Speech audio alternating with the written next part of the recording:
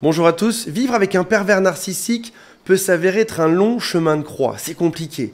Mais je sais aussi une chose, c'est que même si on le quitte, même si on se sépare de cette personne, après c'est encore compliqué parce que l'autre va toujours venir pour engager une discussion et surtout engager une dispute. Je vais vous donner aujourd'hui 9 phrases qui sont parfaites, ce sont des choses à lui dire, à répondre pour que l'autre se calme instantanément. C'est des phrases que vous allez dire de manière extrêmement calme. Si vous êtes face à face, ce sera droit dans les yeux, sans s'énerver. On va rester neutre, c'est-à-dire ni heureux, ni triste, ni énervé. Ou par SMS, dans ce cas-là, quelques mots vont suffire. On voit ça dans un instant. Avant de démarrer, si vous le souhaitez, abonnez-vous à la chaîne et cliquez sur la cloche qui est juste à côté. Il y a aussi un quiz qui s'appelle « Est-ce que cette personne est perverse narcissique ou pas ?» qui est juste au-dessus. Et si vous le souhaitez, contactez-moi mon équipe. Il y a un lien qui est sous cette vidéo. Première phrase qui devrait fonctionner, c'est « Ta colère n'est pas de ma responsabilité. Ta colère n'est pas de ma propre responsabilité. » Ça veut dire en gros que tu te désengages de ce que ressent l'autre.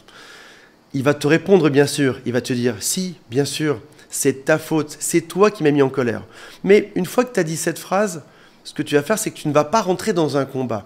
Tu ne vas pas te justifier, tu ne vas pas répondre. Tu vas te contenter de dire « Ta colère, tes émotions, c'est pas de ma faute tout ça. » Point, ça s'arrête là. Tu restes sur cette phrase jusqu'à ce que l'autre accepte. Et là, en faisant ça, tu viens de poser une limite très claire entre toi et ce dont tu es responsable, et lui ou elle, ce dont cette personne est responsable. On sait qu'un pervers narcissique a tendance à voir les autres comme une extension d'eux-mêmes. On imagine une espèce de créature qui penserait que lorsqu'il annexe une autre personne, ça devient son nouveau bras ou un nouveau membre de lui. Là, tu montres clairement que vous êtes deux personnes séparées, tu as tes émotions, tu as tes responsabilités, lui aussi, il a ça en échange. Deuxième très bonne phrase envoyée par SMS ou à dire en face à face, c'est une variante de la phrase d'avant, c'est « Je ne peux pas contrôler ce que tu ressens ». Encore une fois, tu n'es pas son extension, les limites sont fixes. Entre vous deux, il y a un vrai espace, vous n'êtes pas du tout la même personne et vous n'avez que le contrôle sur vous-même. Chaque être humain ne doit avoir le contrôle uniquement sur lui-même et non pas sur les autres. Troisième phrase, j'entends ce que tu dis. Une variante serait « Je comprends » ou « J'ai compris ce que tu viens de dire ». Il y a un sentiment humain qui est général.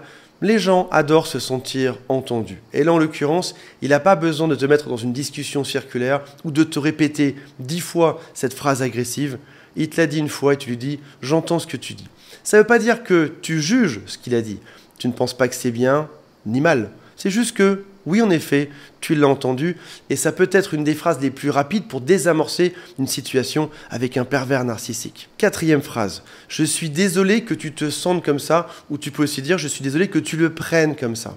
Tu as le droit d'avoir de l'empathie et de ressentir quelque chose de triste pour l'autre. Tu as le droit, probablement que ton pervers narcissique t'a choisi parce que tu avais beaucoup de gentillesse et beaucoup d'empathie, parce que tu étais capable de comprendre les émotions des autres. Donc on ne cherche pas à le cacher. Oui, je comprends que tu ressentes ça, je suis désolé que tu le ressentes. Mais ce n'est pas pour autant que ça te rend responsable de ces émotions.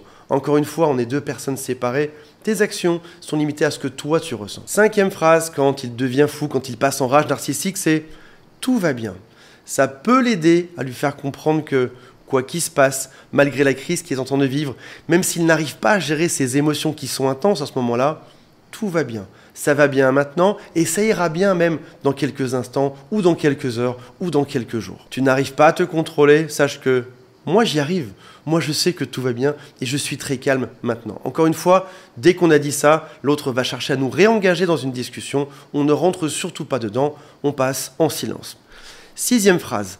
Nous avons tous les deux le droit d'être en désaccord ou d'avoir nos propres opinions qui sont différentes. Ou alors tu peux aussi dire « ton point de vue est intéressant.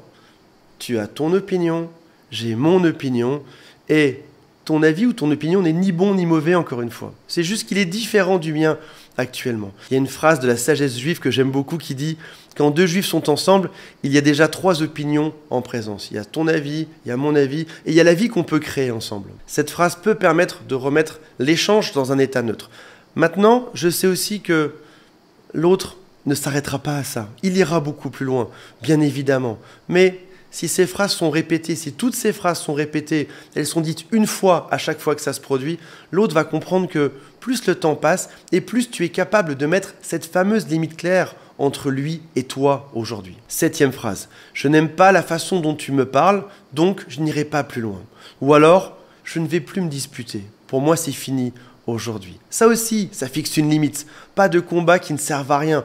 Une dispute peut être bonne si jamais elle mène à quelque chose. Là, en l'occurrence, la dispute que tu vis avec cette personne, tu l'as déjà vécue 1000 fois auparavant. Tu sais très bien une chose, ça ne se réglera pas aujourd'hui. Et même si ça se réglait, ça recommencerait demain sur exactement le même sujet. Donc tu ne veux plus participer à ce combat, c'en est fini pour toi. Il y a des chances que tu aies envie de partir ou de couper le contact, t'arrêtes de parler. Mais tu vas remarquer que l'autre va revenir. Il est tard le soir, il est 23h, tu dis « je n'aime pas la façon dont tu me parles, j'aimerais qu'on arrête là, pour moi c'est fini aujourd'hui ». Il ne va pas s'arrêter là, parce qu'il sait que demain tu as une réunion importante, parce qu'il sait que dans quelques heures, tu auras besoin de te lever pour partir quelque part. Il sait que c'est important et donc il va continuer dessus. Il va continuer à te parler, même si tu dors, même si tu mets l'oreiller sur ta tête. Mettez-moi si ça vous est arrivé ça. Si tu es dans une pièce, il va te fermer une porte pour pas que tu puisses partir. Il va te pousser avec les 2 doigts ou avec un seul doigt, il va te pousser sur l'épaule pour te rendre fou. Et tu vas devoir rester calme et stoïque face à ça. On pense aux policiers face à des manifestants. Quoi qu'il se passe, ils restent stables.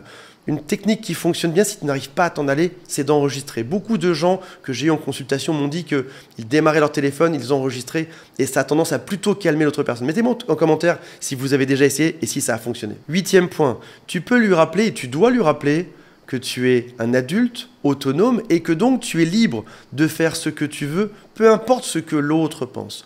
Soit ça lui va et il reste, soit ce que tu fais ne lui va pas, et dans ce cas-là, il part. Tu n'es pas son extension. Quand tu lui dis que tu es libre, il va te parler d'autre chose. Typiquement, il va te rappeler tes engagements. Tes engagements de mari ou de femme. Une femme doit faire ceci, un homme doit se comporter comme ça.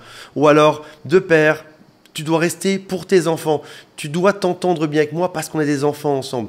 Il te pousse à la faute, il t'engueule, il te pousse à devenir enragé, et il te rappelle à chaque fois, attention, je te pousse dans tes retranchements, je vais te faire devenir dingue, mais il faut que tu sois calme parce qu'il y a les enfants là. Je vais tout faire pour te faire exploser et en même temps pour que tu te contiennes par rapport à ça. Donc, il va te rappeler aussi tes promesses parfois. Tu m'avais promis qu'on ferait ça ensemble, que tu me donnerais ça, que tu te comporterais comme ça. Il va tout faire pour te faire sortir de tes gonds. Encore une fois, donne-lui ce qu'il déteste le plus que tout au monde, c'est-à-dire du silence et de l'indifférence. Et surtout, enregistre si jamais tu veux une preuve un jour. 9e phrase, pouvons-nous tenter d'être plus poli ou plus respectueux dans notre conversation? Alors bien sûr, c'est rhétorique parce que ça va pas forcément le calmer, mais il y a des chances que si tu l'enregistres et que tu lui dis ça, que ça vienne décharger sa tension émotionnelle. Parce qu'encore une fois, il déteste être vu par les autres comme il est réellement dans la maison. Quand tu rentres le soir et que tu fermes la porte, c'est là que tu as son vrai visage, sans le masque. Il déteste ça. Il détesterait que ces enregistrements, tu puisses les montrer à l'extérieur. Voilà mes amis, j'espère que ça vous a intéressé. Je rappelle qu'il y a le quiz juste au-dessus qui s'appelle « Est-ce que cette personne est perverse, narcissique ou pas ?» et l'appel que vous pouvez faire à mon équipe ou à moi, le lien est juste en dessous. Salut à tous, bye.